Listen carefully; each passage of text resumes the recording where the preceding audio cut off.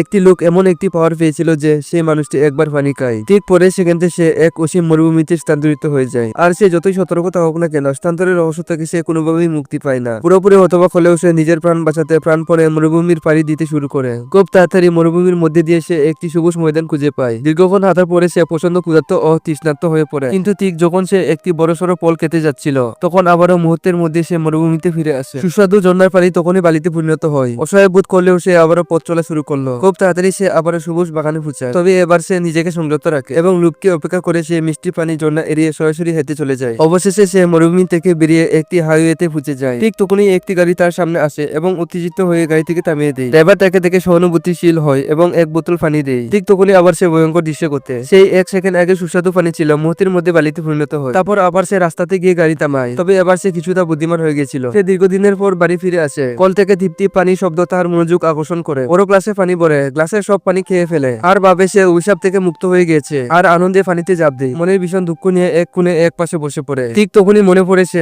ভিক্ষুকের সঙ্গে সে কথা বলেছিল। সে মুহূর্ত থেকে তার এই অভিশাপ শুরু হয়েছিল। এই সত্যিটি বুঝতে পেরে সে সঙ্গে সঙ্গে এক সুন্দরী মহিলার দিকে পানি খেতে যায়। সে অবশেষে সেই অভিশাপ চক্র থেকে মুক্তি পায়।